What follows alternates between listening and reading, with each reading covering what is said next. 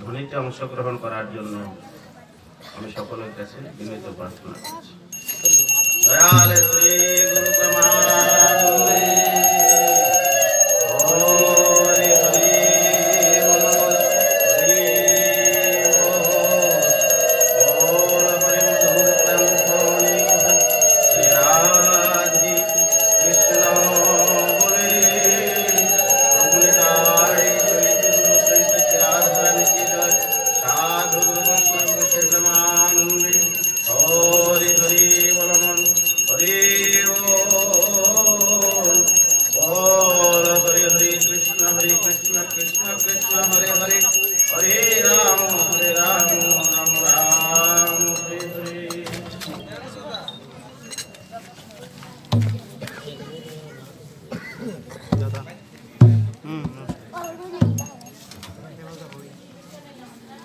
kita bar sumpah और वो अच्छा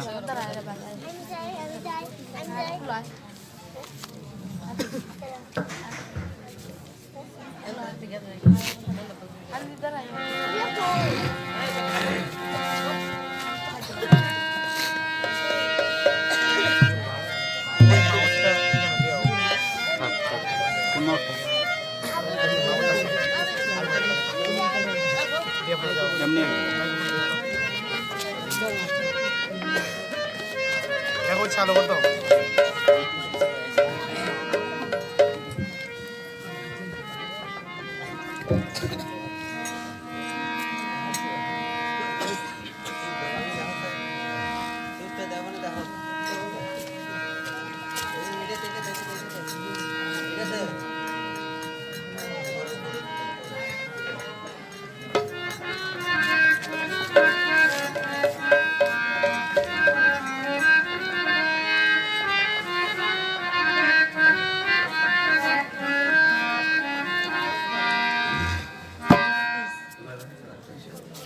हम ना को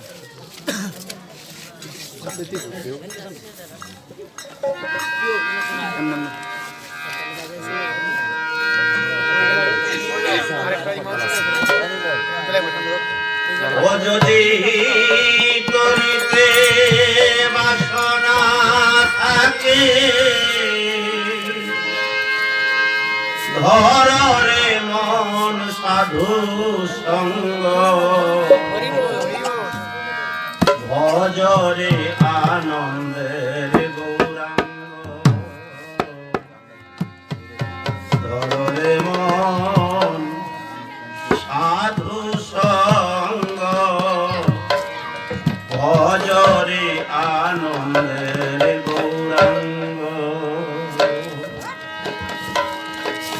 যদি তরিতে বাসনা থাকে তরিতে বাসনা থাকে ধরে মন সাধু সঙ্গ ভজরি আনন্দের গৌরাঙ্গ ধরে মন সাধু সঙ্গ ভজরি আনন্দের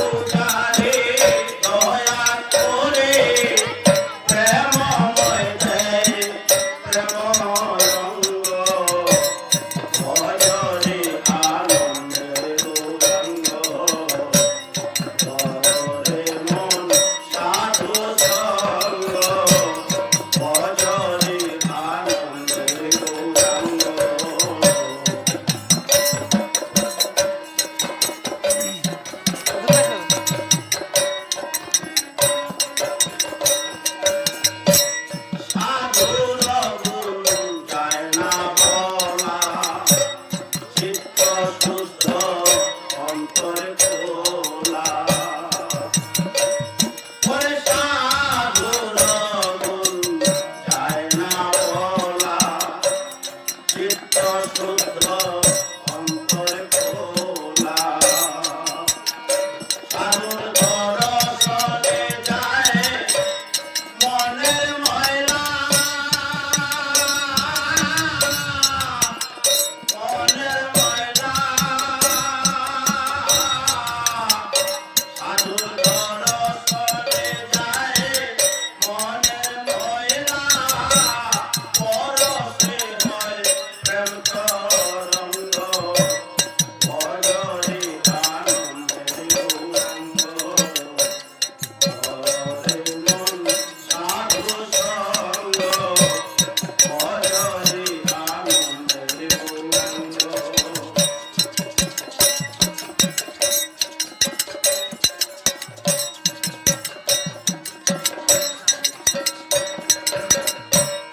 এক রসে হয় প্রতিবাদী একই রসে ঘুরছে নদী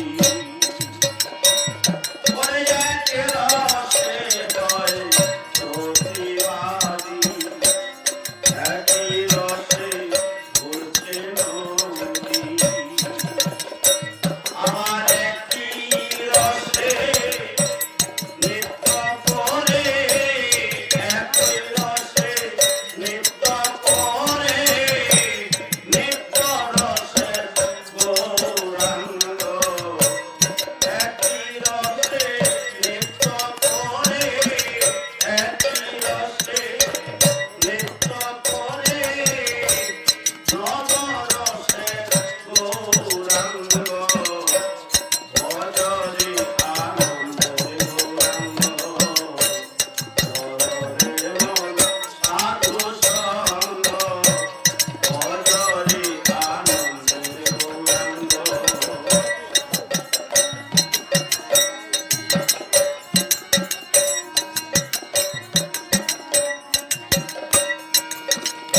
সাধুর সঙ্গ দূরে রঙ্গরে পূর্ব সভা দূরে যাবি সাধুর সঙ্গ দূরে রঙ্গরে পূর্ব সভা দূরে যাবি ভোগের লালন মনে পাবে প্রাণ গোবিন্দ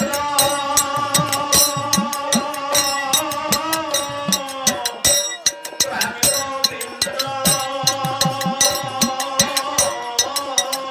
সাধুর দর্শনে প্রাণ গোবিন্দ ধরে মন সৎসঙ্গ ভজরে আনন্দের গৌরাঙ্গ হরে মন সাধু সঙ্গ ভজরে আনন্দের গৌরাঙ্গ ভোগের লালন মনে পাবে প্রাণ গোবিন্দ ধরে মন সৎসঙ্গ ভজরে আনন্দের গৌরাঙ্গ হরে মন সাধু সঙ্গ ভজরে আনন্দের গৌরাঙ্গ যদি করিতে ভজরে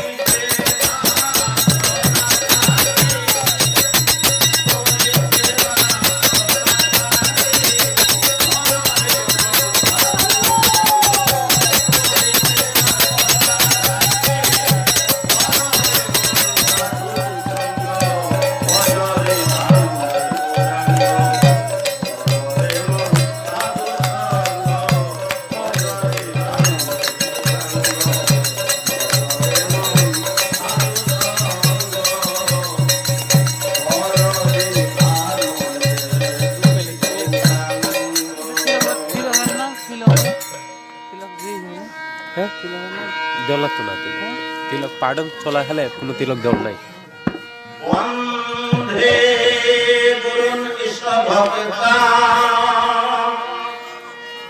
নিষ্কম কৃষ্ণ অবতারকা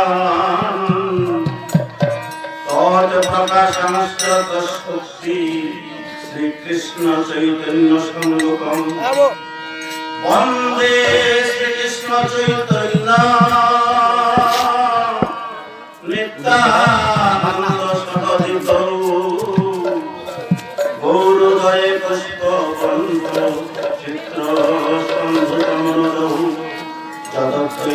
ব্রহ্ম উপনিষদি তদোপাস্তুভা প্রতিটা তো জয় আত্মায়ন্তর্যামী পুরুষৈতি সোহংস বিভব সরস্বর্য পূর্ণ জয় ইহ ভগবান সত্যময়ম ন চৈতন্যাৎ কৃষ্ণাৎ জগতি পরতত্ত্বপরমিহম অনর্পিত চলেন চিরাৎ করুণায় অবতীর্ণ কলৌ সমর্পয়িত উন্নত উজ্জ্বল রসাংশ ভক্তিশ্রিয়ং পরিপূরক সুন্দর রূপী কদম্ব সন্দিপিত সদায় হৃদয় স্কন্ধি স্ফুরতু বসতি নন্দন রাধা কৃষ্ণ প্রণয় বিভ্রেতি লাদিনে শক্তি রশ্মাৎ একাত্মানাবপি ভুবি পুরাদেহ ভেদঙ্গতৌ চৈতন্যাখ্যাঙ্কপটমধুনা তদ্বয়ং চিত্তমাত্রং রাধা ভাবদূতে সুবলিতং নৌমি কৃষ্ণ স্বরূপং শ্রীরাধায় প্রণয় মহিমা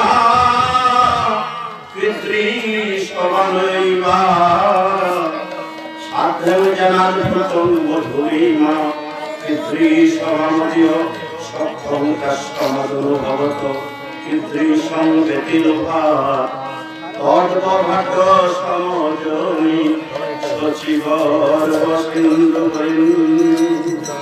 অখণ্ড মন্ডলাকার ব্যক্তং জৈন চরাচরম তৎপদং দর্শিতং জৈন তস্मै শ্রী গুরুবে নমঃ গুরু ব্রহ্মা গুরু বিষ্ণু গুরুদেব মহেশ্বর গুরুরেব পরম ব্রহ্ম তস্मै শ্রী গুরুবে নমঃ গুরুবে গৌরচন্দ্রায় রাধিকায় তদালয়ী কৃষ্ণায় কৃষ্ণ ভক্তায় তদ্ভক্তায় নমো নমঃ মরনাথ শ্রী জগন্নাথ মৌলি গুরু শ্রী জয় গুরু মমোয়াত্মা সর্বভূতাত্মা তস্मै শ্রী গুরুবে নমঃ বাঞ্ছা কল্পতরুর্ভশ্চ কৃপা সিন্ধুভ্যেব চ পতিতানাং পাবনেভ্যো সর্ববৈষ্ণবেভ্যো নমো নমঃ বৃন্দায় তুলসীদেবৈ প্রিয়ায় কেশবস্য বিষ্ণু ভক্তি প্রদায়িনী সত্যবতী নমো নমঃ মহাপ্রসাদ জননী সর্ব সৌভাগ্যবর্ধিনী আদিবেধি পরানিত্যং তুলসিতং নমাম্যহম হে কৃষ্ণ করুণা সিন্ধু দীনবন্ধু জগৎপতি ভুবেশ্বর গোপিকা কান্ত রাধাকান্ত নমস্তুতে তপ্ত কাঞ্চন গৌরাঙ্গী রাধে বৃন্দাবনেশ্বরী ঋষভানুসুতং দেবী প্রণমামি হরিপ্রিয়ে শ্রীরূপ সনাতন ভট্ট রঘুনাথ শ্রীজীব গোপাল ভক্ত দাস রঘুনাথ এই ছয় গোসারে করি চরণ বন্দন যাহা হইতে বিঘ্ন নাশ অভীষ্ট পূরণ এই ছয় গোসাই কবি ব্রজে করেন বাস রাধা কৃষ্ণের নিত্য লীলা করিলেন প্রকাশ এই ছয় গোসাই যার মুরে করেন দয়া চরণে শরণ নিলাম দাও পদছায়া এই ছয় গোসাই যার করুণার সিন্ধু শিবকালের প্রেম কৃষ্ণ হরে হরে হরে রাম রাম রাম হরে হরে হরে কৃষ্ণ কৃষ্ণ কৃষ্ণ হরে হরে হরে রাম রাম রাম হরে হরে হরে কৃষ্ণ কৃষ্ণ কৃষ্ণ হরে হরে হরে রাম রাম রাম হরে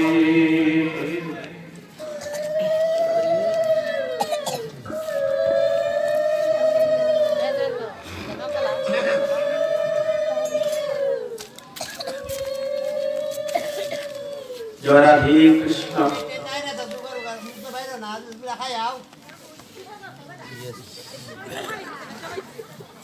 উপস্থিত সুধী সজ্জন মন্ডলী এবং কৃষ্ণ কথা অনুরাগী সর্বসাধুগুরু উপস্থিত হয়েছেন। আমি ব্যাসাসনে উপনীত হয়ে সর্বসাধুগুরু বৈষ্ণবের শ্রীপাদ প্রতি আমার সশ্রদ্ধ প্রণাম নিবেদন করছি। জয় রাধে জয় রাধে।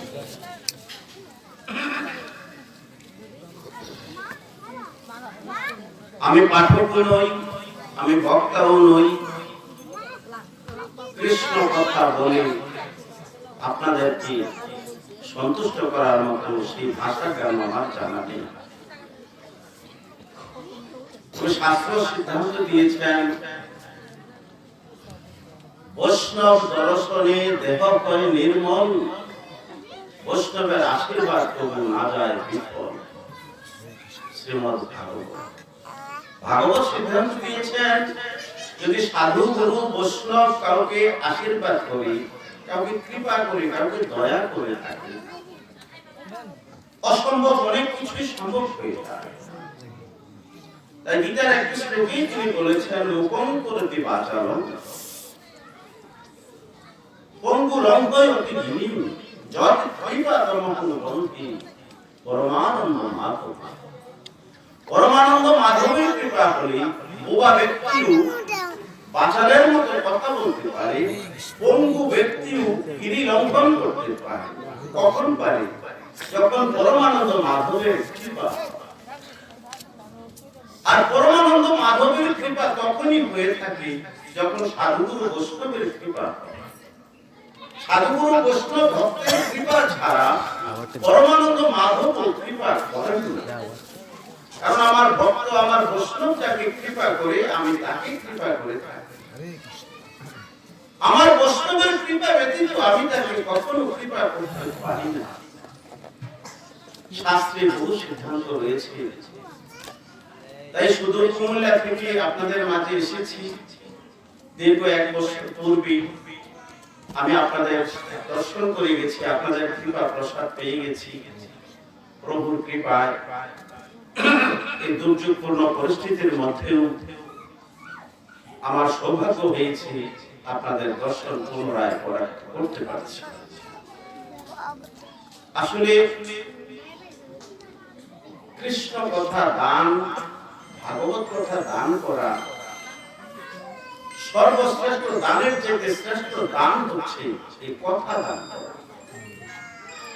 যারা এই কথা শ্রবণ করার আয়োজন করে থাকেন, যাদের উৎসাহে, যাদের প্রেরণায়, যাদের ঐকান্তিক পরিশ্রমে এই কৃষ্ণ কথা শ্রবণের আয়োজন করে থাকেন, ভগবান শ্রীকৃষ্ণ তাদের কাছে জন্মে জন্মের জন্য ঋণী হয়ে যায়।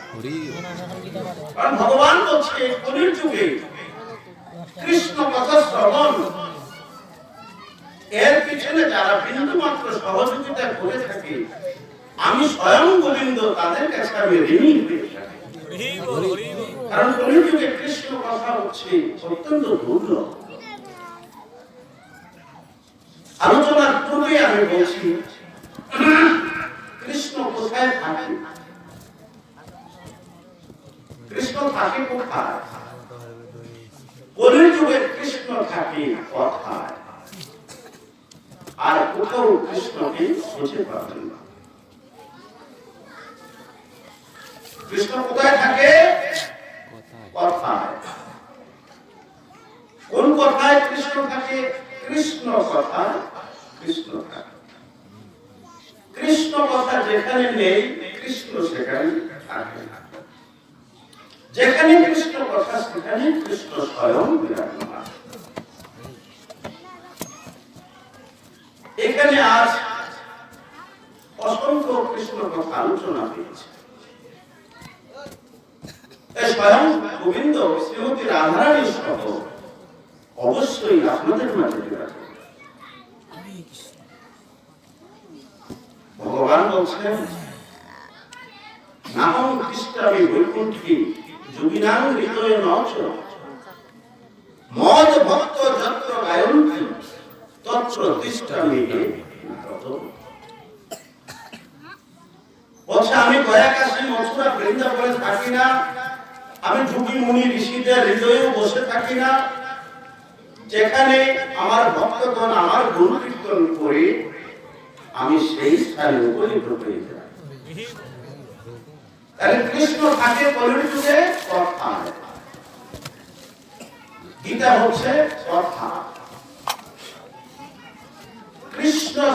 কৃষ্ণকে নিয়ে যে কথা, এটার নামে হচ্ছে কথা। আর সাংসারিক জগতে আমরা যাকে কথা বলছি, ভগবান বলছে এগুলো হচ্ছে আমার কথা। আর কৃষ্ণ বিষয়ক, গুরু বিষয়ক, মহাপ্রভু বিষয়ক, ভক্ত বিষয়ক, বৈষ্ণব বিষয়ক যে আলোচনা কথা, এগুলোই হচ্ছে কথা। তাই এই গ্রামে একটা গীতা সংঘ আছে। ধন্য আপনাদের মানব জনম। যে এলাকায় গীতা সংঘ নেই, সেই এলাকাটা একটা শ্মশানের সমান। আর যেখানে গীতা সংঘ আছে, স্বয়ং ভগবান নিত্য নিত্য তাদের মাঝে বিরাজ করতে বাধ্য। ভগবান হচ্ছে, যেখানে আমার শ্রীমদ্ ভগবত গীতা পাঠ হয়, প্রয়াগাদের সমস্ত তীর্থ সেখানে হাজির হয়ে যায়। এবং স্বয়ং আমি ভগবান শ্রীকৃষ্ণ শ্রীমতী রাধারানীকে নিয়ে সেই ভক্তের মাঝে আমি জড়িত হয়ে যাই। আরো বলেছেন গীতা পাঠে, আমি স্বয়ং ভগবান শ্রীকৃষ্ণ যতটুকু খুশি হই, দান যজ্ঞ ব্রত তপস্যা আদিতে আমি এতটুকু খুশি হই না। তাহলে ভগবান সবচেয়ে বেশি খুশি হয় গীতা পাঠে। আমরা ইচ্ছে করলে গীতা পাঠ করে আমরা নিত্য নিত্য ভগবান শ্রীকৃষ্ণকে খুশি রাখতে পারি। আর কৃষ্ণ যদি ভক্তের প্রতি খুশি হয়ে যায়, সেই ভক্তের আর কোন কৃতাও যারা থাকতে পারে। আমার কথা বুঝতে কষ্ট হচ্ছে?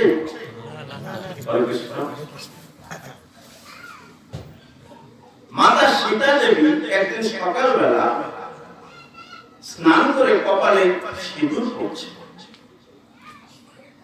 এমন সময় হনুমান, রাম ভক্ত হনুমান, মাতা সীতাকে নিত্যই প্রণাম করি।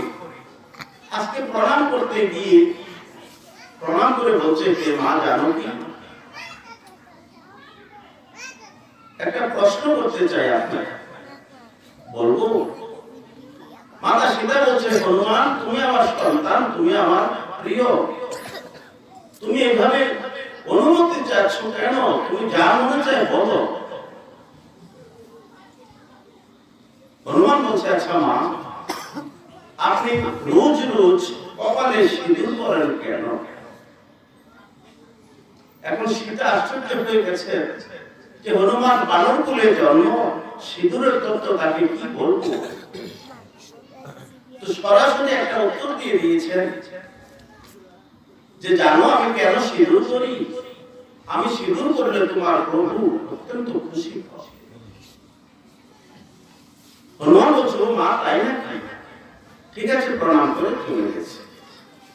কিছুক্ষণ পর প্রভু শ্রী রাম মাতা সীতাকে নিয়ে সিংহাসনে বসেছেন। সমস্ত পার্শ্বদ, সমস্ত রাজ দরবার আলোকিত হয়ে আছে। এমন সময় হনুমান সমস্ত শরীরে সিঁদুর মেখে রাজসভার উপনীত হয়েছে। দেখে সবাই হাসাহাসি করছে।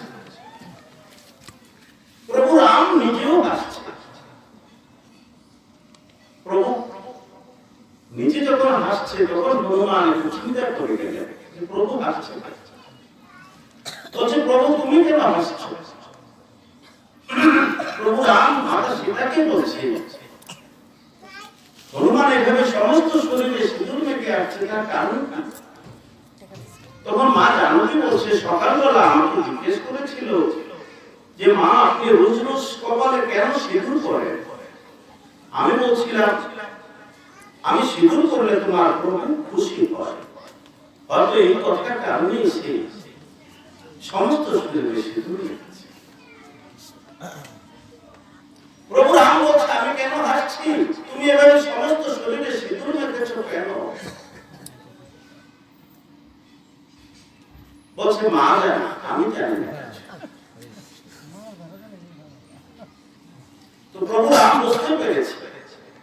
তখন বলছে, হনুমান তুমি সমস্ত শরীরে সিঁদুর মেখেছ, তাই আমি অত্যন্ত খুশি হয়েছি, তাই আমি হাসছি। হনুমান নয়নের জল ছেড়ে দিয়ে বলছে, প্রভু আগে তো জানি না, আজকে সকালে আমি মায়ের কাছ থেকে শুনেছি সিঁদুর করলে নাকি আপনি বড় খুশি হন, তাই আপনার খুশির জন্য আমি সমস্ত শরীরে সিঁদুর করেছি এবং আমি প্রতিজ্ঞা করেছি জীবনে যতটা দিন আমি বেঁচে থাকবো নিত্য নিত্য আমি সমস্ত শরীরে সিঁদুর মেখে থাকি। প্রভু বলছে, তুমি সমস্ত শরীরে সিঁদুর মাখলে মানুষ তো বিভিন্ন তিরস্কার করবে। বলছে, আমার প্রভু যদি খুশি হয় তাতেই আমি আনন্দিত, কে কি বলো তাতে আমার কোনো সমস্যা নেই। এই সিদ্ধান্ত থেকে আমাদেরকে এই শিক্ষা দিয়েছেন, আমাদের কর্তব্যই হচ্ছে আমরা যেন এমন কিছু কর্ম করি যেই কর্মে আমার প্রভু আমার প্রতি খুশি হয়ে যায়। প্রভুকে খুশি করাই আমাদের কর্তব্য। যেই কর্ম করিলে প্রভু অখুশি হবে সেই কর্ম ত্যাগ করতে হবে। যেই কর্ম করিলে প্রভু খুশি হয় সেই কর্ম পুনঃ পুনঃ করার অভ্যাস করতে হবে। তাই গীতা পাঠে সবচেয়ে সহজেই আমরা ভগবানকে খুশি করতে পারি। আর ভগবান খুশি হয়ে গেলে মানব জন্মে সেই ভক্তের আর কখনো ত্রিতাপ জ্বালা যেতে পারে। তাই একদিন মাতা লক্ষ্মী দেবী প্রভু শ্রী নারায়ণকে জিজ্ঞাসা করছে, যে প্রভু গীতা পাঠে তুমি এত খুশি হও আর বাকি দান যোগ্য ব্রত তপস্যাতে এত খুশি হও না, তার কারণ কি? গীতাটা তুমি কি, গীতাটা কি আসলে আমাকে একটু বলে বল। গীতা পাঠে কেন তুমি এত খুশি হও? আসলে মাতা লক্ষ্মী দেবী তো জানেন না, তথাপি আমাদের আমাদেরকে শিক্ষা দেওয়ার জন্য প্রভু শ্রী নারায়ণকে এই প্রশ্ন করেছে। তার জবাবে শ্রী নারায়ণ বলছে, হে দেবী তুমি জানতে চাও গীতা পাঠে আমি কেন এত খুশি হই? তাহলে শোনো, আমি তোমাকে লক্ষ্য করি সমস্ত মানবকুলকে আমি জানিয়ে দিচ্ছি গীতা পাঠে আমি কেন এত বেশি খুশি হই। তাই প্রভু শ্রী নারায়ণ বলছে, শ্রীণো শ্রীণো শিবস্বামী গীতাসু স্থিতিমাত্মনে বক্ত্রাণি পঞ্চজানিনি পঞ্চ অধ্যায় অনুক্রমাৎ দশ অধ্যায় ভুজাশ্চেকম উদরম তু পদাম ভুজে এবং অষ্টাদশ অধ্যায়ী গীতা বাংময়ী মূর্তি ঈশ্বরী। জয় রাধে কৃষ্ণ। প্রভু শ্রী নারায়ণ বলছে, হে দেবী লক্ষ্মী তুমি জানতে চেয়েছো তাই আমি বলছি, তুমি শুনো গীতাতে আমার স্থিতি কিরকম। বলছে, গীতার প্রথম 5টি অধ্যায় স্বয়ং ভগবান শ্রীকৃষ্ণের পঞ্চশ্রী মুখমণ্ডল। গীতার 1 থেকে 5ম এই 5টি অধ্যায় হচ্ছে ভগবান শ্রীকৃষ্ণের মুখমণ্ডল। আমরা কৃষ্ণের একটা মুখ দেখতে পাই, আসলে কৃষ্ণের মুখ 5টি। 5টি মুখ হচ্ছে সাংখ্য যুগ, বিষাদ যুগ, সাংখ্য যুগ, কর্মযুগ, জ্ঞান যুগ, কর্মসন্ন্যাস যুগ। এই 1 থেকে 5টি অধ্যায় হচ্ছে ভগবান শ্রীকৃষ্ণের নিজের প্রফুল্লিত মুখারবিন্দ।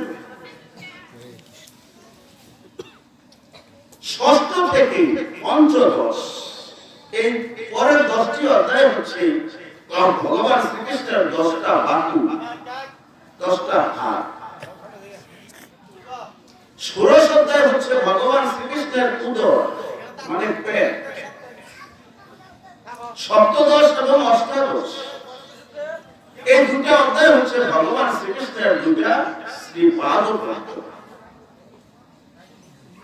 এই হচ্ছে 18টি অধ্যায়। এই 18 অধ্যায়রূপী গীতা হচ্ছে ভগবান শ্রীকৃষ্ণের বাংময়ী মুখ। স্বয়ং ভগবান গীতা রূপে তিনি অবতীর্ণ হয়েছেন। তাহলে গীতা এবং কৃষ্ণের মাঝে কোনো পার্থক্য নেই।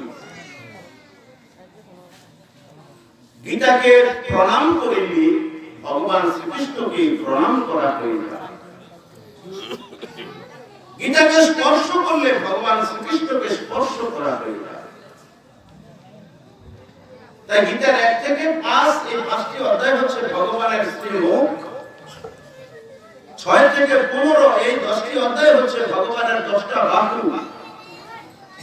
16 অধ্যায় হচ্ছে ভগবানের পেট। 17 এবং 18 এই 2টা অধ্যায় হচ্ছে ভগবান শ্রীকৃষ্ণের 2টা চরণ। এটাকে বলা হয় ভগবান শ্রীকৃষ্ণের বাংময়ী মুখ। বাংময় শব্দের অর্থ হচ্ছে বাণী অথবা কথা। কৃষ্ণের মূর্তি 3টা। একটা হচ্ছে মৃন্ময় মূর্তি, অর্থাৎ মাটি দ্বারা যে মূর্তি আমরা তৈরি করি তাকে বলা হয় মৃন্ময় মূর্তি। আরেকটা মূর্তি হচ্ছে চিন্ময় মূর্তি, যেটা চর্ম চক্ষু দিয়ে কৃষ্ণের মূর্তি দেখা যায় না, সেই মূর্তিটাকে বলা হয় চিন্ময় মূর্তি। আর 3য় মূর্তি হচ্ছে বাংময় মূর্তি, অর্থাৎ বাণী, শব্দ অথবা কথা। তাহলে কথারূপী কৃষ্ণ স্বয়ং শ্রীমদ্ ভগবত গীতা। তাই সর্বগ্রন্থের পূর্বে দেখবেন শ্রীমদ্ শব্দটি কোথাও নেই। মহাভারত আগারে কোন শ্রীমদ্ মহাভারত লেখেন না। রামায়ণ শ্রীমদ্ নেই, একমাত্র গীতার পূর্বে বলা আছে শ্রীমদ্ ভগবত। এই শ্রীমদ্ মানে স্বয়ং ভগবান বাংময় মুক্তি রূপে গীতা রূপে আমাদের মাঝে প্রতিষ্ঠিত হয়ে আছে। তাই গীতা পাঠে ভগবান সবচেয়ে বেশি খুশি হয়। এক পাঠক গোস্বামী গীতা পাঠ বাংলাদেশ এবং ভারতে বিভিন্ন জায়গায় তিনি পাঠ করে বহু বহু সুনাম অর্জন করেছেন। এভাবে 24টি বছর তিনি গীতা পাঠ করেন, যথেষ্ট সুনাম। হঠাৎ করে গোস্বামী পেটে একটা ব্যথা দেখা দিয়েছে, বহু ওষুধ খেয়েছে, ব্যথাটা ভালো হচ্ছে না। বাংলাদেশ চিকিৎসা শেষ করে সিঙ্গাপুর গেছে, সিঙ্গাপুর থেকেও ফেরত দিয়ে দিয়েছে। মাদ্রাজ বেঙ্গালুরু গেছে, সেখান থেকেও ডাক্তাররা ফিরিয়ে দিয়েছে। তো সিঙ্গাপুর মাদ্রাজ থেকে যখন মানুষ ফিরে আসে তখন বুঝতে পারি যে আমি আর বাঁচব না। হঠাৎ করে একদিন গুরুদেবের কথা স্মরণ হয়েছে। মনে মনে বলছি যে আমি পাঠ করি, দেশে দেশে ঘুরি, কিন্তু আসলে গুরু দর্শন থেকে আমি বঞ্চিত। না জানি বহু অপরাধ হয়েছে আমি গুরু দর্শনে যাব, তাই পেটের পীড়া ব্যথার জ্বালায় হাঁটতে পারছে না, একটা হাতে লাঠি নিয়ে গুরু গৃহে রওনা করেছে। গিয়ে সাষ্টাঙ্গ প্রণাম করে বলছে, হে গুরুদেব, আমি আর বাঁচব না। গুরুদেব বলে, এতদিন পরে তুমি এসেছো, কি হয়েছে, তুমি যে মরে যাবে, বাঁচবে না বলছো কেন? বলছে, গুরুদেব, আমার পেটে প্রচন্ড ব্যথা, বাংলাদেশের চিকিৎসা শেষ করেছি, সিঙ্গাপুরের চিকিৎসা শেষ করেছি, মাদ্রাজের চিকিৎসা শেষ করেছি, কোন ঔষধে ক্রিয়া করছে না, তাই আমি বুঝতে পারছি যে আমার আর বেশি দিন আয়ু নেই, আমি মরে যাব। গুরুদেব বলছে, আরে গুরুর গৃহে পর্যন্ত যখন এসেছিস, প্রভু অবশ্যই তোকে রক্ষা করবে। কারণ ভগবান শ্রীকৃষ্ণ সবকিছু দেখেন। এই যে এখানে ভগবান শ্রীকৃষ্ণ আছেন, আমরা দেখি না, কিন্তু কৃষ্ণ কি আমাদেরকে দেখেন না? তিনি আমাদেরকে দেখেন। তো কৃষ্ণ যদি আমাদেরকে দেখে, ইহাতেই তো অনেক কিছু। কৃষ্ণ আজকে দেখতে পাচ্ছে কে কে গীতা পাঠ শ্রবণ করতে আসছে, কে কে কৃষ্ণ কথা শোনার জন্য চলে আসছে। কৃষ্ণ সকলকেই দেখছেন। এই বিষয়টি যে আমার থাকে, তাহলে আমি কৃষ্ণকে না দেখলেও সমস্যা নেই, তিনি তো আমাকে দেখছেন। তো কে গুরুর প্রতি কার কতটুকু ভক্তি, কতটুকু বিশ্বাস, এটাও ভগবান অন্তর্যামী রূপে দেখেন। তো গুরুদেব বলছে, বাবা, পাঠক পুষ্পিত হয়েছ, দেশে দেশে গীতা পাঠ করো, তোমার নিজের ব্যথাটার জন্য কোনদিন কি একটি অধ্যায় ভগবানকে শুনিয়েছ? বলছে যে না গুরুদেব, আমার পেটের ব্যথা ভালো হওয়ার জন্য তো আমি কোনদিন কৃষ্ণকে গীতা পাঠ করে শোনাইনি, শুধু মানুষকে শুনিয়েছি। বলছে, যাও বাবা, দেখো কোথাও কৃষ্ণ মন্দির দেখতে পাও কিনা, যদি কৃষ্ণ মন্দির দেখতে পাও, সেখানে বসে একটি অধ্যায় গীতা তুমি প্রভু শ্রীকৃষ্ণকে শোনাও, সাথে সাথে তোমার পেটের ব্যথা ভালো হয়ে যাবে। লাঠি ভর করে করঙ্গ হাতে নিয়ে, একটা গীতা হাতে নিয়ে খুঁজছে কোথায় কৃষ্ণ মন্দির আছে। এখন তো প্রায় জায়গায় বাড়ি বাড়ি মন্দির আছে, পুরান দিনের কথা তো। বহু পথ খুঁজে এক বনের ভিতরে ময়লা মাকড়সার বাসায় আক্রমণ করে আছে এমন একটা বহুদিনের পুরান একটা মন্দির দেখতে পেল। কৃষ্ণ দাঁড়িয়ে আছে, ত্রিভঙ্গ মুরারি, বংশী ভাই মন্দিরে ভক্তি দিয়ে প্রবেশ করেছে, একটু পরিষ্কার করে করঙ্গ থেকে জল ছিটিয়ে দিয়ে ধূপকাঠি, আগরবাতি, মোমবাতি জ্বালিয়ে শ্রদ্ধার সহিত গুরু বাক্য রক্ষা করছেন এবং ভগবান শ্রীকৃষ্ণকে একটি অধ্যায় গীতা শুনিয়েছেন। দেখা গেছে এক অধ্যায় গীতা পাঠ শ্রবণ করার পরে তার পেটের ব্যথা দ্বিগুণ বৃদ্ধি পেয়েছে। মনে মনে ভাবছে, গুরুদেব বলছে এক অধ্যায় গীতা ভগবানকে শোনালে পেটের ব্যথার সাথে সাথে ভালো হয়ে যাবে, এখন দেখছি ব্যথা দ্বিগুণ বেড়ে গেছে, তাহলে আমার পাঠে হয়তো কোনো ভুল ত্রুটি পেয়েছে। তাই কষ্ট করে তিনি আরেকটি অধ্যায় গীতা পাঠ করেন। 2 অধ্যায় গীতা পাঠ করার পরে দেখা গেল পেটের ব্যথা তার 3 গুণ বৃদ্ধি পেয়েছে। আশ্চর্য হয়ে ভাবছে, গুরু বাক্য তো মিথ্যে হতে পারে না, আজ আমার এমন হচ্ছে কেন? অবশ্যই এটা তো আমার কোনো ভুল হয়েছে, আমি শুদ্ধ ভাষায় আরেকটি অধ্যায় গীতা প্রভুকে শোনাবো। তাই 3টি অধ্যায় শ্রবণ করো। 3টি অধ্যায় গীতা যখন ভগবানকে শোনালেন, তখন তার পেটের ব্যথা 4 গুণ বেড়ে গেছে। বসে থাকতে পারছে না, শরীর কাঁপছে, বুঝতে পারছে যে আমার মৃত্যু সন্নিকটে চলে আসছে। তাই গুরু বলতে মিথ্যা, গীতা বলতে মিথ্যা, কৃষ্ণ বলতে মিথ্যা। মনের মধ্যে তার ক্রোধ চলে এসেছে, অবিশ্বাস এসেছে, মতি তার ভ্রান্তি করেছে।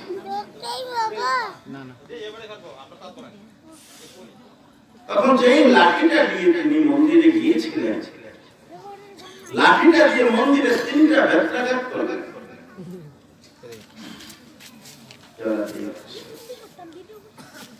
জোগাড় দিন সবাই।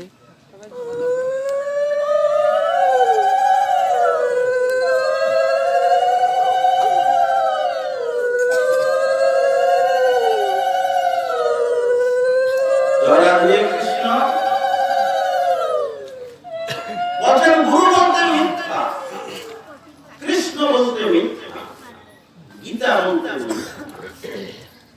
3টা কথা বলে মন্দিরের মাটিতে 3টা ব্যথাঘাত করে লাঠি ভর করে তিনি বাড়িতে রওনা হচ্ছেন।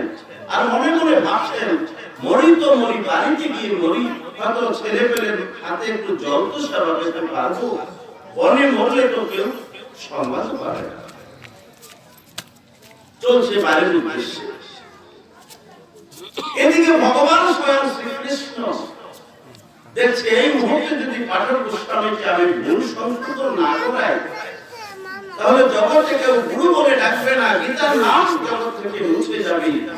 তাই তিনি কি করলেন, একটা বৈষ্ণব বেশ ধারণ করে গায়ে একটা চাদর দিয়ে পাঠক গোস্বামীকে ডাকছে, হে পাঠক গোস্বামী, আমার একটা কথা শুনে যান। পাঠক গোস্বামী তাকিয়ে দেখছে বৃদ্ধ একটা লোক আমাকে ডাকছে, বলছে গোসাই এখন আমি দাঁড়াতে পারবো না, আমার শরীর খুব খারাপ, আমি বাড়িতে যেতে হবে। তাই বৃদ্ধ বয়সী বৈষ্ণব একটু আগে এসে পাঠক গোস্বামীর মাথায় হাত দিয়ে বলছে, হে পাঠক গোস্বামী, আপনার কি হয়েছে? বৈষ্ণব রূপী যখন মাথায় হাত দিয়েছে, সমস্ত পেটের ব্যথা তো তার গেছে, সমস্ত শরীর থেকে তার একটা পুলকিত হয়ে জ্যোতি বের হচ্ছে। আশ্চর্য হয়ে বলছেন, আপনি কে? গুরুর কথা অনুপাতে আমি 3 অধ্যায় গীতা ভগবানকে শোনালাম, আমার ব্যথা 4 গুণ বৃদ্ধি পেয়েছে, আর আপনি আমার মাথায় হাত রাখার সাথে সাথে আমার পেটের ব্যথা ভালো হয়ে গেছে, দয়া করে আপনি বলুন আপনি কি? বৈষ্ণব ঠাকুর বলছে, আমি কে তুমি জানতে চাও?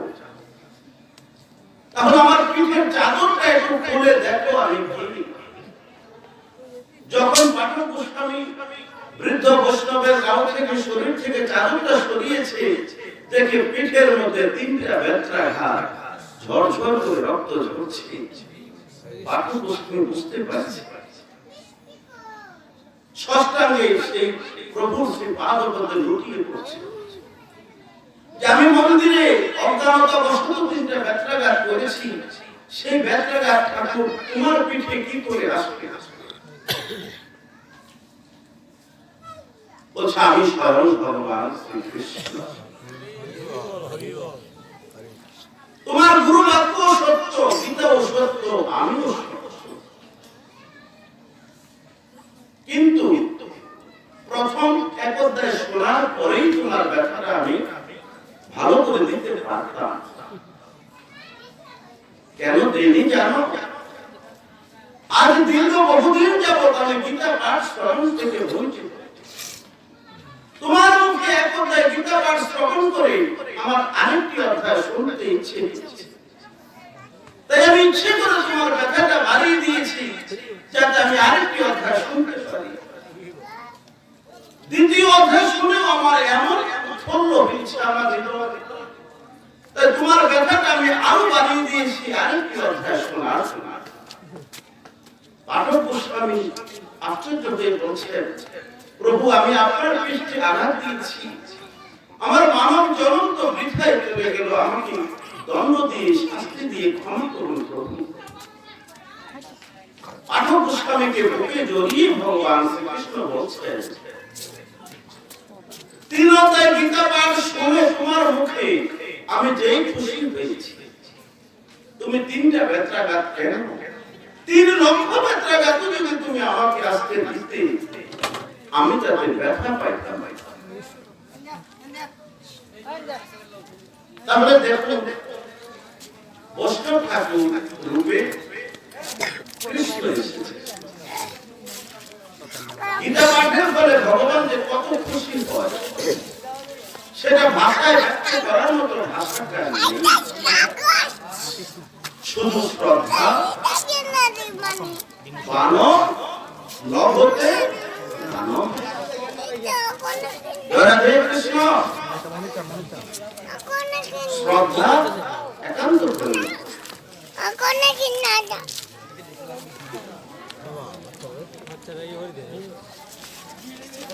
যার অন্তরে শ্রদ্ধা আছে সেই একমাত্র জ্ঞান লাভ করতে পারে।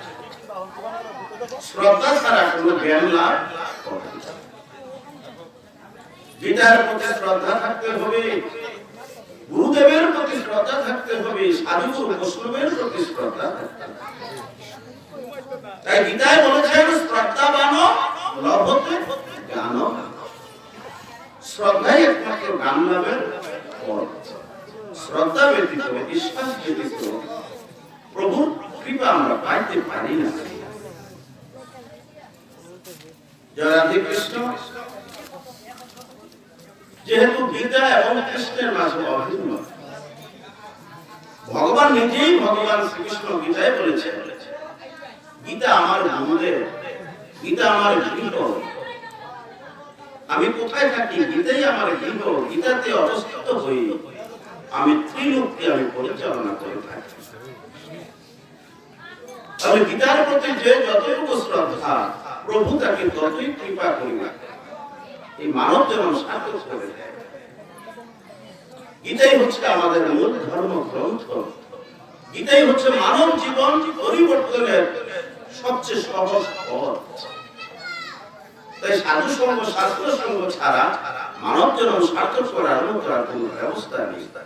তাই ঘরে ঘরে গীতা পাঠ যেন হয়, গীতার প্রতি যেন আমাদের ভক্তি বিশ্বাস বৃদ্ধি পায়, সেই কামনাই আমরা রোজ রোজ করতে হবে। আমরা যেন নিত্য নিত্য গীতা পাঠে আমাদের শ্রদ্ধা বৃদ্ধি পায়, গীতা পাঠের প্রতি যেন আমাদের ঐকান্তিক বিশ্বাস বৃদ্ধি পায়, সেই দিকে লক্ষ্য রাখতে হবে। আসলে গীতা এখন অত্যন্ত সহজ ভাষা। অনেকে মনে করেন গীতা সংস্কৃত ভাষা, অনেক শ্লোক পড়তে গেলে ভুলটুকি হয়ে যায়, এতে আমার অপরাধ হতে পারে। এমন চিন্তা করাটা একেবারেই ভুল। সংস্কৃত করার প্রয়োজন নেই। ভগবান বলছেন যারা নিরক্ষর, যারা গীতা পড়তেও পারে না, ঘুম থেকে উঠে যদি 10 বার গীতা গীতা নামটা উচ্চারণ করে কেউ, তথাপিও ভগবান তাকে গীতা পাঠের ফল প্রদান করে থাকেন। ঘুম থেকে উঠে যদি 10 বার কেউ গীতা গীতা উচ্চারণ করে আর গীতা পাঠের ফল হয়ে যায়। এখানে সুযোগ প্রভু আমাদেরকে দিয়েছেন। এরপরেও যদি আমরা অশ্রদ্ধা থাকি, দুঃখ কষ্ট আমাদের ভোগ করতেই। তবে গীতার প্রতিটা কথার মাঝেই কৃষ্ণ বিরাজ করে। প্রভু শ্রী রামচন্দ্র একদিন পায়ে হেঁটে মিথিলার উদ্দেশ্যে রওনা করেছে।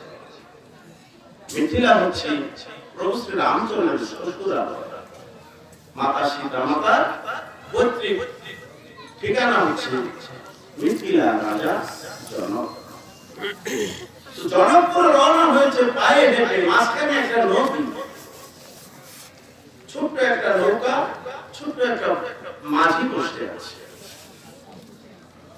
তো জনকপুর যাইতে হলে নদীটা পার হতে। তো মাঝিকে বলছে, হে মাঝি, তুমি দয়া করে আমাকে নদীটা একটু পার করে দেবে। মাঝি বলছে, প্রভু একটু কি বলছেন? আপনি স্বয়ং ভগবান রামচন্দ্র, আপনাকে পার করতে পারলে তো আমার মাঝি জন্ম সার্থক হয়ে যাবে। আসুন আমি আপনাকে পার করে দেব।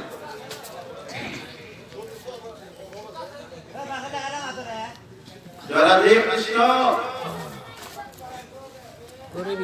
বলছে উঠেন প্রভু। প্রভু শ্রীরাম উঠে নৌকায় বসছে।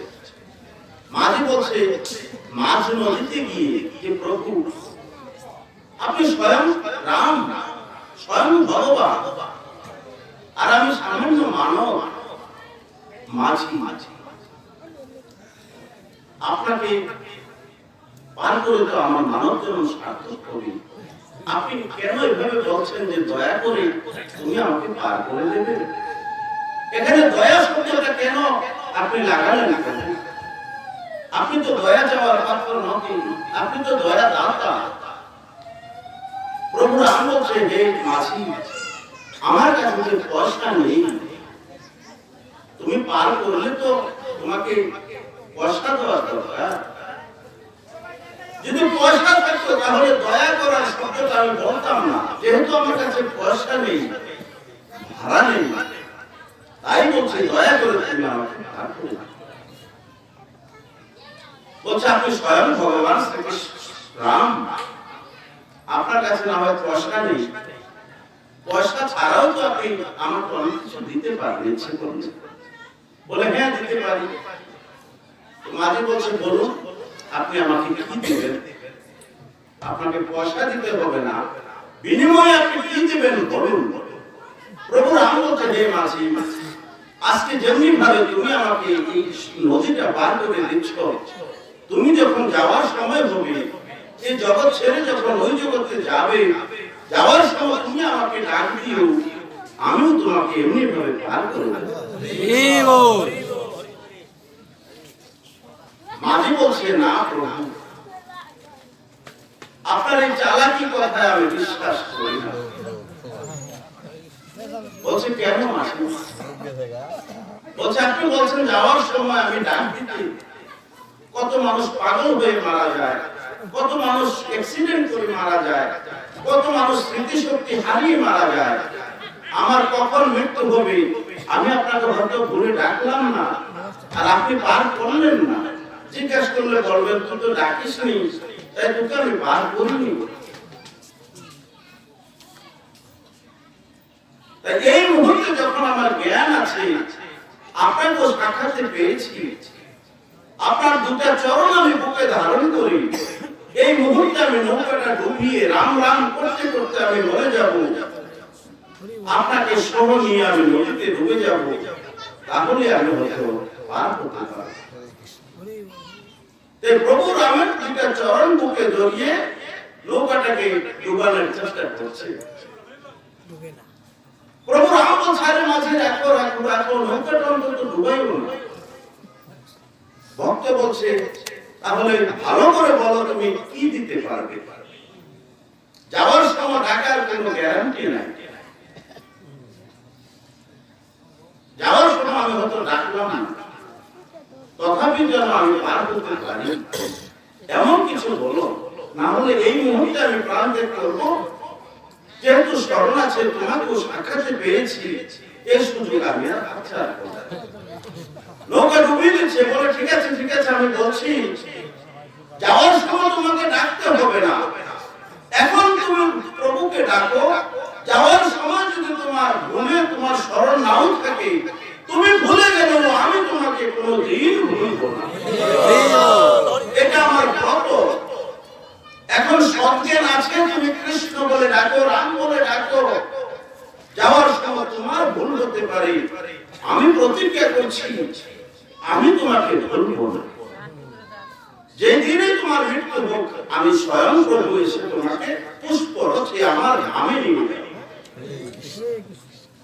এটা হচ্ছে প্রভু শ্রীকৃষ্ণের ব্রত। ব্রত শব্দটা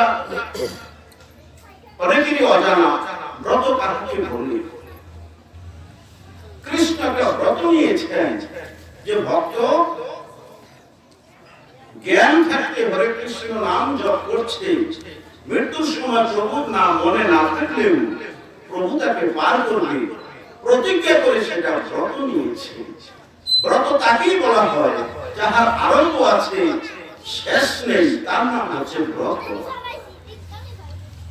যেমন একাদশী ব্রত ব্রতের মধ্যে সর্বশ্রেষ্ঠ। যারা ব্রত নিয়েছেন তারা একাদশী শুরু করেছেন, এটা শেষ করতে পারবেন। যতদিন জীবিত আছে ততদিন ব্রত পালন করতে হবে, এটাকে বলা হয় ব্রত। আর অনেকে আছে দেখা করতেছে গুরুর কাছ থেকে ব্রত নেয়নি, বা পিতা মাতা মরলে 1 বছর একাদশী থাকতে হয় বাধ্যতামূলক। দেখা গেছে 1 বছরের শ্রাদ্ধ শেষ, এরপর থেকে আর একাদশী সে পালন করছে না। এটাকে ব্রত বলা হয় না, এটাকে বলা হয় একাদশীর উপবাস। আর বৈষ্ণব ব্রত যেটা, সেটা সংকল্প করে গুরুর কাছ থেকে ব্রত নিয়েছেন, মৃত্যুর পূর্ব মুহূর্ত পর্যন্ত এই ব্রত পালন করতে হবে। এটা নাম হচ্ছে ব্রত। ইহাতে আমরা এই বিশ্বাস স্থাপিত করতে পারি, এখন আমি জ্ঞান আছে, আমি হরিনাম নিচ্ছি, মৃত্যুর সময় কৃষ্ণ নাম না নিলেও কোনো সমস্যা নেই, প্রভু প্রতিজ্ঞায় আবদ্ধ হয়ে আছে।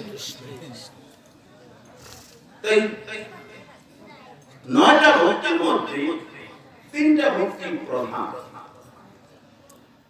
এক হচ্ছে শ্রবণ, 2 হচ্ছে কীর্তন, 3 হচ্ছে স্মরণ। আপনি শ্রবণ করতে পারছেন না, কীর্তন করতে পারছেন না, কিন্তু স্মরণ করতে সবাই পারে। যে যেই অবস্থায় আছে না কেন, যে যেইখানেই থাকি না কেন, স্মরণ করতে জিহ্বাও লাগতে হয় না, মনে মনে প্রভুকে স্মরণ করা যায়, মনে মনেও মালা জপ করা যায়, কৃষ্ণ নাম জপ করা যায়। শুধু যে মালা নিয়ে কৃষ্ণকে ডাকতে হবে এমন কোনো কথা ভগবান বলেন না। সব সময় স্মরণের কথা বলেছে, যে আমাকে স্মরণ করো। কোথায় বলেছে? অষ্টাদশ অধ্যায়ে গিয়ে বলেছে, সর্বভূততম ভূয় শ্রীনুমে পরমং রস যত্তে হয়ং প্রিয়মানায় অস্বামী জিত কামনা। হে অর্জুন, প্রথম থেকে 18 পর্যন্ত বহু উপদেশ কৃষ্ণ অর্জুনকে দিয়েছে। 64 নম্বর শ্লোকে গিয়ে অষ্টাদশ অধ্যায়ে বলছে, হে অর্জুন, সবচেয়ে গোপনীয় যে কথা, সেই কথা এখন আমি তোমাকে বলবো। কেন? তুমি আমার অতি প্রিয়, তোমার হিতের জন্য, তোমার মঙ্গলের জন্য আমার অত্যন্ত গোপনীয় কথা আজ আমি তোমার কাছে বলছি। সেই গোপনীয় কথাটা হচ্ছে, মন্মনা ভব মদ ভক্ত মদ জাতিমাং নমস্কুরু মামে বৈশ্বসী যুক্ত এবং আত্মানাং মৎপরায়। প্রভু বলছেন, মনমনা ভব মদ ভক্ত, তোমার মন আমাকে দিয়ে দাও, তোমার বুদ্ধি আমাকে দিয়ে দাও। মদ জাতিমাং নমস্কুরু, তুমি একবার আমাকে পূজা করো এবং আমাকে তুমি নমস্কার করো। আমি সত্য প্রতিজ্ঞা করছি, তুমি আমাকে লাভ করতে পারবে।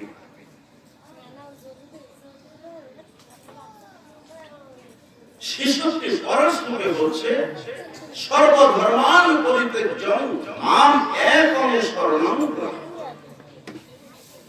মাম একং শরণং ব্রজ, তুমি সমস্ত রকমের ধর্ম পরিত্যাগ করে দাও, একমাত্র আমাকে তুমি স্মরণ করো। একথা কেন বলছি? বিষাদ যুগে অর্জুনের মনে যে প্রশ্ন ঢুকেছে, 18টি অধ্যায় 500 শ্লোক বলার পরেও অন্তর্যামী কৃষ্ণ দেখছেন অর্জুনের হৃদয়ে এখনো সংশয় রয়েছে, সন্দেহ রয়েছে, চিন্তা রয়েছে। তাই এই গোপনীয় বিদ্যার মাধ্যমে অর্জুনের হৃদয়ের সংশয় নিবারণ করছে, যে তুমি সমস্ত ধর্ম পরিত্যাগ করে একমাত্র আমাকে স্মরণ করো। আমি তোমার সকল পাপ থেকে তোমাকে আমি মুক্ত করব। মা সূর্য তুমি সন্দেহ দূর করো। অর্জুনের মনের বিষাদ কেটে গেছে।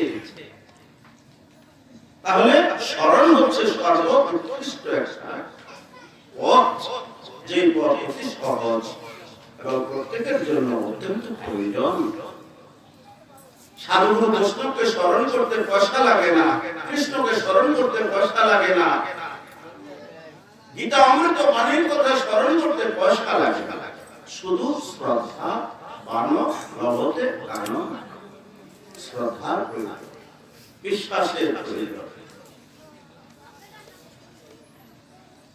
এই স্মরণে প্রহ্লাদ মহারাজ কৃষ্ণকে লাভ করেছে।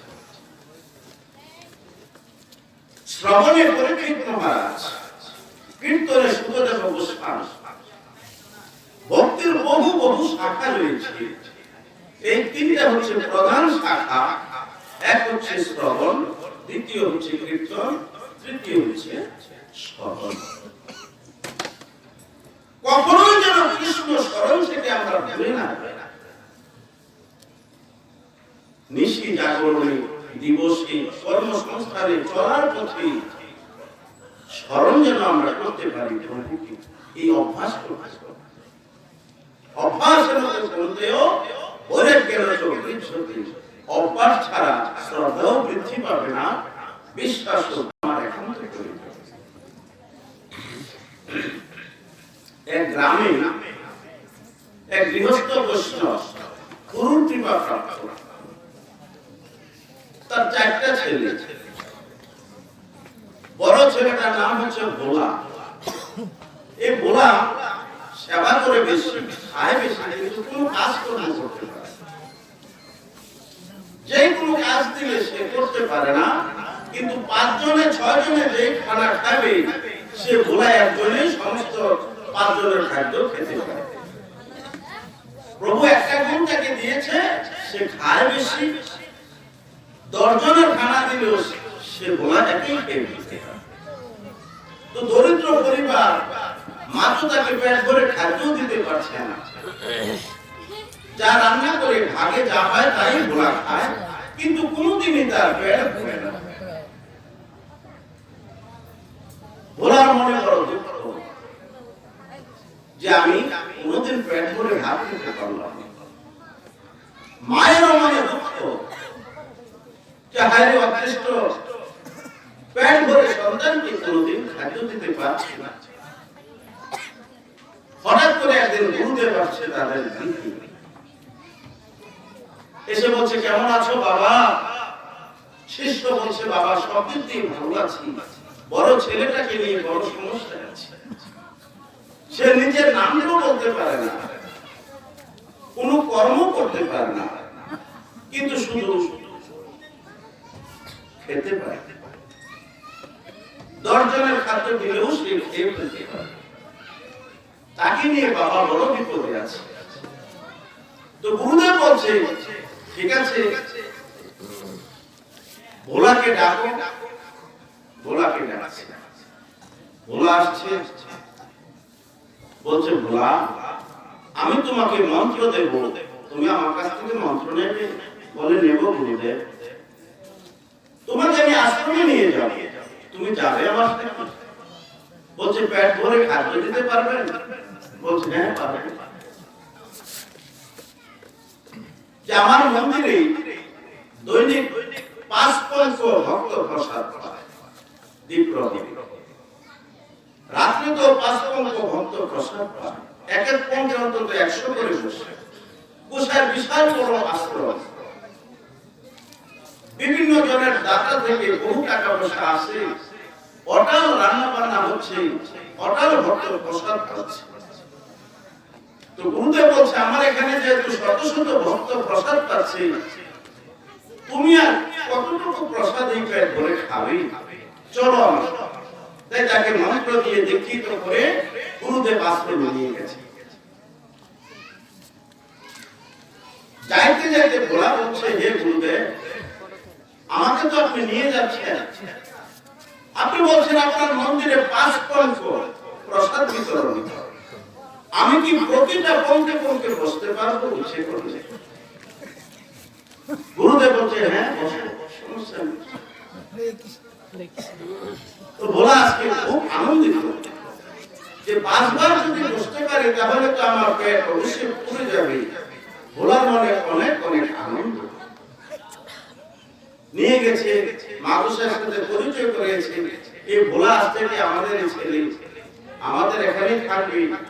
ভোলা একটু খায় বেশি, তাকে একটু দেখে শুনে তুমি খাওয়াই। এখন তো আর চিন্তা নেই, নিত্য দুপুরবেলা 5 বার সেবা করি, রাত্রে আবার 5 বার সেবা। 14 দিন পার হয়ে গেছে, আজকে 15 দিন। ভোলা দেখছে রান্না বাড়ি আজকে হচ্ছে না। প্রতিদিন যেমন ভোরবেলা রান্না বসায়, আজকে রান্না হচ্ছে না। ভোলা আশ্চর্য হয়ে গেল, আজকে কি সেবা হবে না? গুরুদেবকে গিয়ে বলছে গুরুদেব আজকে চুলায় আগুন দিচ্ছে না, রান্না বান্না হচ্ছে না, কারণ কি? গুরুদেব বলছে আরে ভোলা তোর কাছে তো বলতে ভুলে গেছি, আজকে তো বাবা একাদশী, আজকে তো ভোগ হবে। ভোলা বলছে বাবা একাদশী কাকে বলে? বলে 15 দিন পর পর একটা একাদশী আছে, ওই দিনে তো আমরা ঘরে ঢুকে রান্না বান্না করি না বাবা, আমরা ফল টল খেয়ে একাদশী খাই। বলে আগে যদি জানতাম তাহলে তো আমি আসতাম না। আপনি তো আগে বলেন না যে একাদশীতে উপাস থাকতে হবে। আমি তো বাবা এই একাদশী থাকতে পারবো, আমার তো খাদ্যের দরকার। গুরুদেব বলছে বাবা তুই যেহেতু আমার শিষ্য, গুরুর মত অনুসারে তোকে চলতে হবে। আমার এখানে তো একাদশীর দিন বাবা অন্ন সেবা কখনোই তুমি করতে পারবে না। অন্ন ছাড়া কি অনেক কিছু সেবা করার কোনো ব্যবস্থা নেই? বলছে আচ্ছা তুমি আটা দিয়ে রুটি তৈরি করে খেতে পারবে, তবে আমরা এদিন রুটিও পাক করবো না। তুমি যদি পারো, আটা আছে, তরি তরকারি আছে, নিজে রান্না করে খেতে পারলে নিয়ে যাও। তো ওরা বলছে ঠিক আছে দিয়ে দেন, আমারটা আমি নিজেই তৈরি করে খাবো। তো প্রায় মানুষের আদাসের আটা, কিছু আলু, কিছু তরকারি দিলেন, তেল দিলেন। রান্না করে গিয়ে মনে মনে ভাবছে কোনদিন তো পাক শাক করি নাই, এই আটা দিয়ে কিভাবে আমি রুটি বানাবো। তো আদাসের আটার মধ্যে একটু জল দিয়ে একটা রুটি বানিয়েছে। গিয়ে গুরুদেবকে বলছে বাবা বহু কষ্টে একটা রুটি বানিয়েছি, একটা রুটি আমার চলবে। তো সবগুলো আটা দিয়ে মাত্র একটা রুটি করেছিস? হ্যাঁ একটা রুটি বানিয়েছি। শুন বাবা আজকে তো একাদশী, তুই বেশ রুটি সেবা করবে ভালো কথা, তবে একটা থালে দিয়ে মন্দিরে ভোগ লাগিয়ে একটু প্রভুকে দিয়ে তারপর সেবা কর, না হলে তো গুরুদেবের কলঙ্ক হবে। ভগবান গীতায় বলেছে আমাদের নিবেদন ছাড়া যে যাহা কিছু ভক্ষণ করে সেবা করি, তুমি নিশ্চয় জেনে রেখো সে পাপ সেবা করছে, পাপ ভোজন করছে।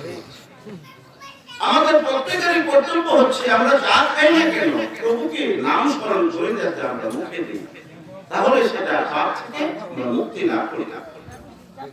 আর যারা গুরুদীক্ষিত তারা তো নিবেদন মন্ত্র গুরুদেবই শিখিয়ে দিয়ে, যারা অদীক্ষিত তারাও হরে কৃষ্ণ বলে মুখে দিলে সেটা দোষ কেটে যায়। তো গুরুদেব বলছে বাবা তুই যা মন্দিরে ভোগ লাগিয়ে তারপর তুই সেবা কর। আচ্ছা ঠিক আছে বাবা আমি ভোগ লাগিয়ে সেবা। তো ভোলা জীবনে ভোগ লাগায়নি, আজকে গুরুদেবের বাক্য মন্ত্রমূলক গুরুর বাক্য।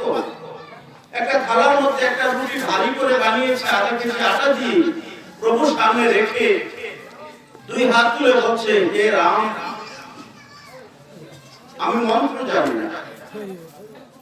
গুরুদেব বলছে তোমাকে ভোগ লাগিয়ে তারপর সেবা করার জন্য তুমি আসো, তুমি সেবা করো। বলা ডাকতে জানি প্রভু শ্রী রাম উপনীত হয়েছে।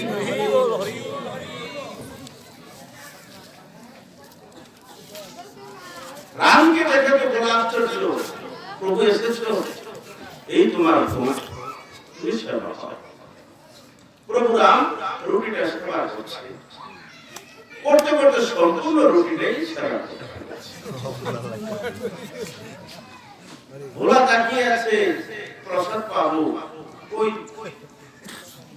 কপালে নেই প্রসাদ। বলছে ভোলা, আগামী একাদশীতে এমনি ভাবে তুই আমাকে আবার ডাকিস, আমি এসে যেন সেবা করে দেব। ভোলা বলছে ঠিক আছে প্রভু, আগামী একাদশীতে একটু সকাল সকাল চলে আসে। আচ্ছা, ভোলার মনে খুব দুঃখ যে প্রভু সম্পূর্ণ রুটিটা সেবা করে ফেললো, আমার জন্য একটু রাখলো না, মুখটা খুব অন্ধকার। গুরুদেব বলছে কি ভোলা সেবা হয়েছে বলে করতে করবো, একটা রুটি বানিয়েছিলাম আধা কেজি আটা দিয়ে, প্রভু তো আছে সম্পূর্ণ রুটিটা খেয়ে ফেলেছে, আমাকে একটা কোন প্রসাদ দেয়। তো গুরুদেব বলছে ও আধা কেজি আটাই মনে তার পেট ভরেনি, মিথ্যা বলছিস, প্রভু খেয়েছে না। দেখতে দেখতে আগামী একাদশী চলে এসেছে। বলছে প্রভু আজকে তো একাদশী, আমাকে আটা একটু বাড়াই দিতে হবে, কারণ গত একাদশীতে আমার পেটে পড়েনি, আমি খেতে পারিনি, প্রভু সম্পূর্ণটা খেয়ে ফেলেছি। গুরুদেব বলে আর কি বলছিস তুই, আটার প্রয়োজনে তুই 1 কেজি নিয়ে যা। আজকে 1 কেজি দিয়েছে, আজকে 2টা রুটি করেছে, আধা কেজি আধা কেজি, 2টা একটা থালার মধ্যে রেখে আজকেও প্রভুকে আহ্বান করছি, হে প্রভু শ্রী রাম, আমি মন্ত্র তন্ত্র কিছুই জানি না, কিভাবে ভোগ লাগাতে হয় তাও আমি বলতে পারবো না। গত একাদশীতে যেমনি আপনি এসেছিলেন, আজকেও তদ্রুপ এসে আপনি সেবা করে দেন। চোখ খুলে দেখে প্রভু শ্রীরাম প্রকট হয়েছে, তাকিয়ে দেখে 2 জন মাতা সীতা দেবীর সাথে এসেছে।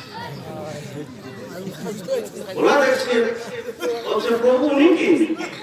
বলছে ওনার নাম হচ্ছে দেবী সীতা, উনি সাক্ষাৎ ভক্তি দেবী, তোমার কথা বলতে তোমাকে দেখতে ইচ্ছে হয়েছে, তাই ওনাকে সাথে বলছে ঠিক আছে ভালো হয়েছে, সেবা শুরু। তো একটা প্রভু শ্রী রাম সেবা করেছে, আরেকটা রোগী মাতা সীতা সেবা করেছে, 2 জনে 2টা রোগী সেবা করে রওনা করেছে। ভোলা তো তাকিয়ে দেখছে গত একাদশী তো আমার ভাগ্যে জুটলো না,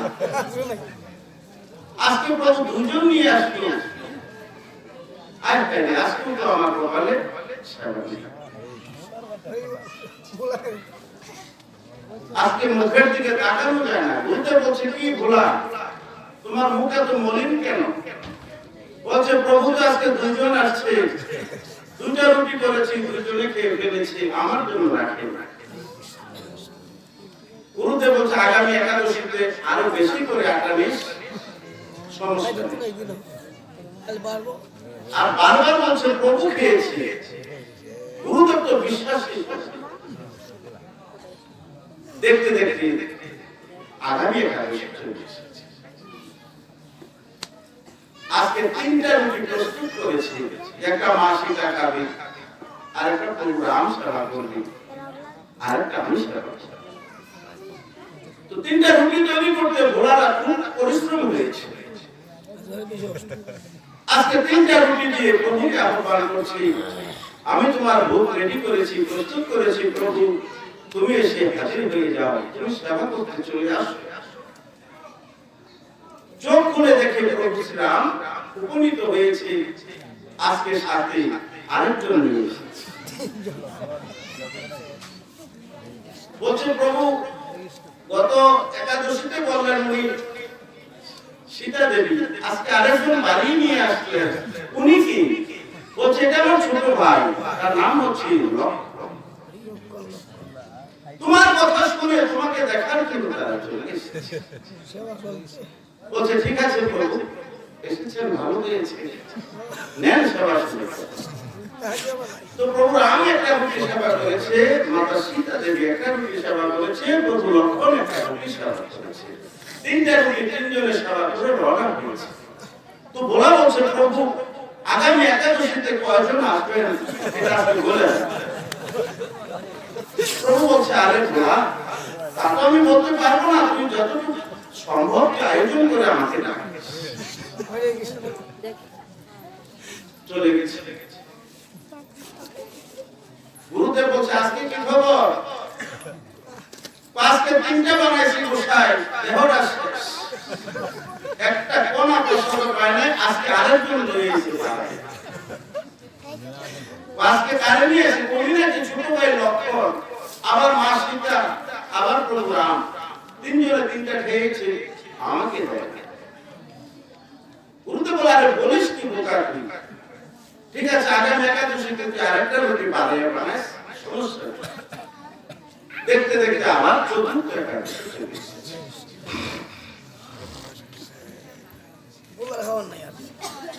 আজকে মানুষ বলছে আজকে কি আটা আরো বাড়াই দিতে হবে, বলে আজকে 10 কেজি আটা দেয়, 10-এর আটার সাথে মিলাই আপনি আলু তরি তরকারি যা আছে আজকে প্রসাদ বঞ্চিত যাতে না হয়। আজকে মানুষের 10-এর আটা দিচ্ছি, কফি আলু তেল সবকিছু বাড়াই বাড়াই। আজকে রান্না করে ঢুকে চিন্তা করছে এতগুলো আমি কিভাবে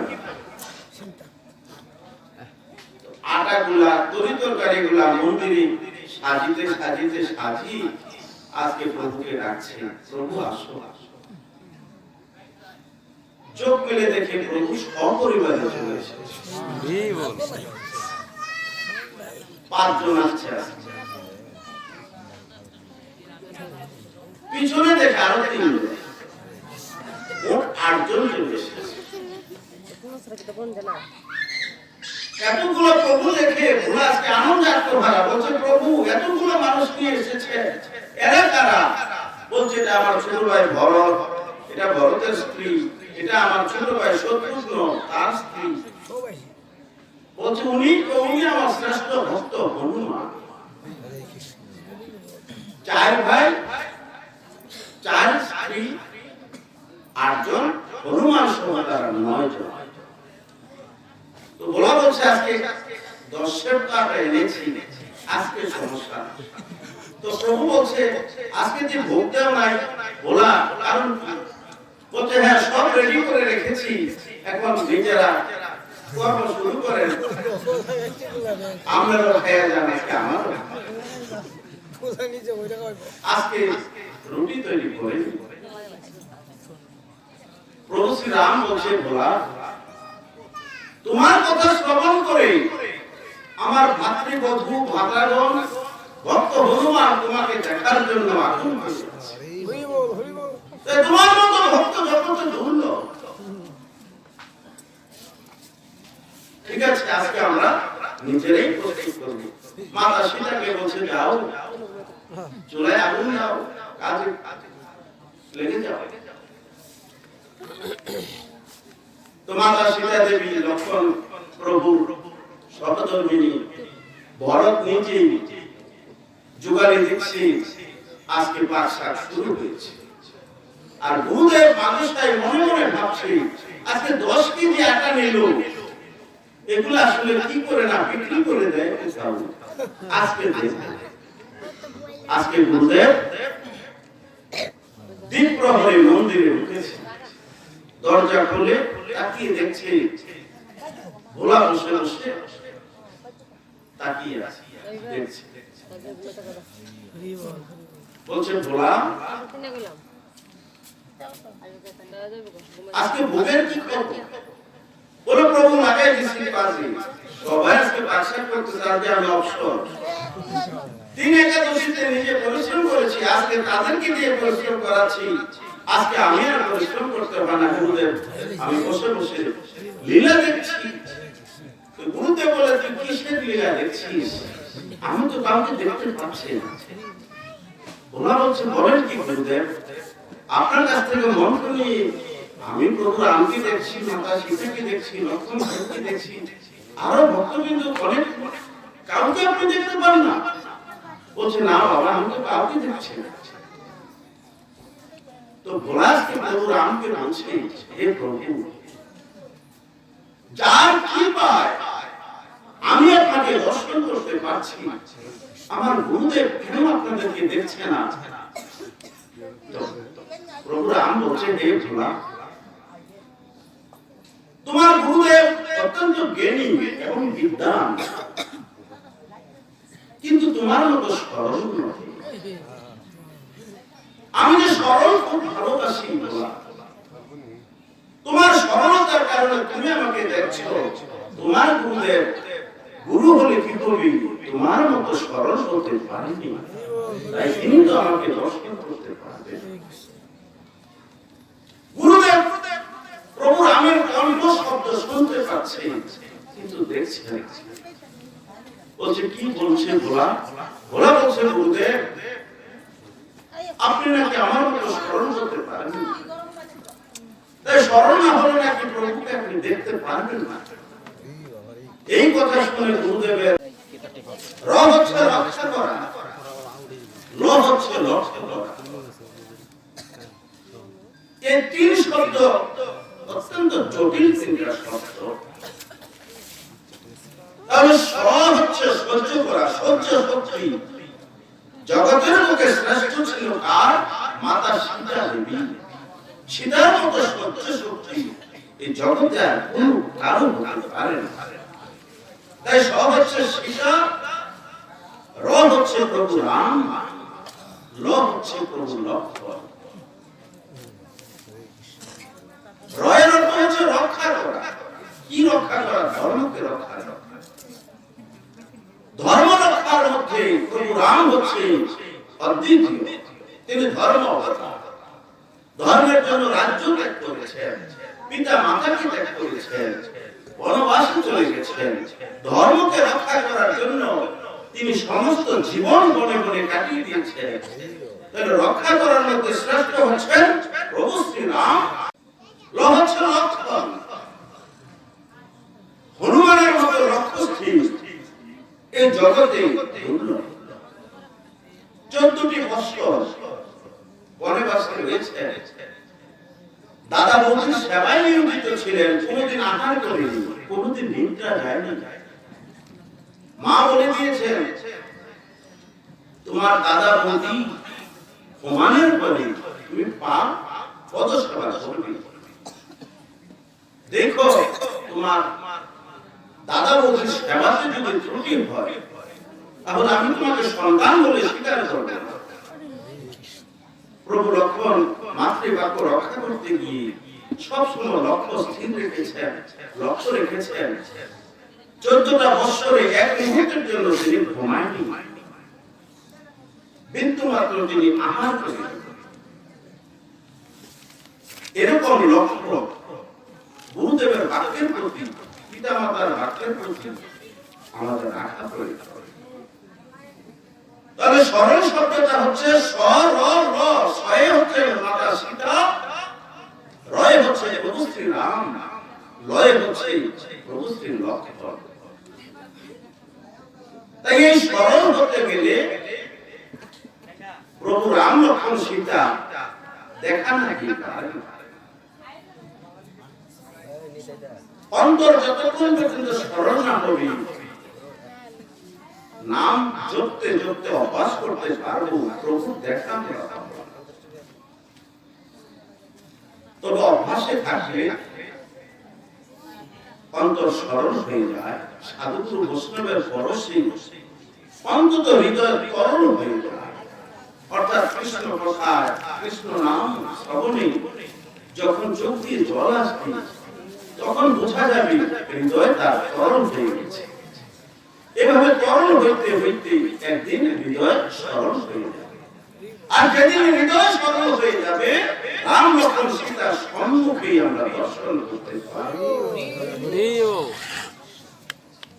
অন্যান্য এলাকার তুলনায় এই ধর্মমণ্ডল গীতার সঙ্গে ভক্তদেরকে দেখলেই বোঝা যায় রসিক ভঙ্গিতে যাচ্ছে না। আপনাদের মাঝে গরলতা নেই, আপনাদের হৃদয় কোমল, আপনাদের মন সরল। স্মরণ আপনাদের মাঝে অনেকটাই আমি দেখতে পেয়েছি।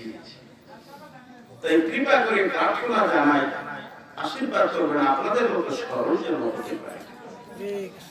ভোলার মতো না পারি, আপনাদের এই ধর্মন্দর সাধু বৈষ্ণবের মতো যেভাবে স্মরণ হয়ে প্রভুর নাম নিতে পারি, তাহলে আমার মানব জীবন সার্থক হয়ে যাবে। স্মরণে গরল মিশে না, সরল হয়ে আছে যেই জনে। স্মরণ না হলে প্রভুর কৃপা আমরা লাভ করতে পারবো না, দর্শন দূরের কথা। আমি সাধু সঙ্গে গেলাম, অন্তরে কুটিলতা রয়েছে, এই সঙ্গের কোন লাভ নেই। গীতা পাঠ শুনছি, ভিতরে কপটতা রয়েছে, তাহলে এই শ্রবণ করার কোন মূল্য থাকবে না। সরল হয়ে গেলে সব দিকেই দেখবেন উন্নতির সৃষ্টি।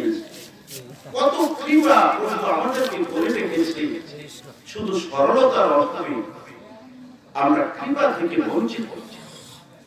সারাদিন গীতার শ্লোক বলতে পারবো, শুনতে পারবো, কিন্তু অন্তর সরল না হলে এগুলা ক্রিয়া করবে না। অন্তর সরল হলে মন্ত্রতন্ত্রের প্রয়োজন পড়ে না। বলা না জানে, গান বাজনা না জানে, গীতার শ্লোক না জানে, ভাগবত কথা, সরলতার মাধ্যমে বলা আজকে গুরুদেবকে সহ উদ্ধার করতে পেরেছে। তাহলে কি হবে? ভাগবত গীতা কথা শ্রবণ করে অন্তর যদি আমার সরল না হয়। আমার আলোচনায় বিরক্ত হচ্ছেন আপনারা? না। আমি আরেকটা উপমা দিয়ে আলোচনা আসতে দিয়ে বিশ্রাম নিতে চাই। তার পূর্বে আমি একটা সঙ্গীত আপনাদের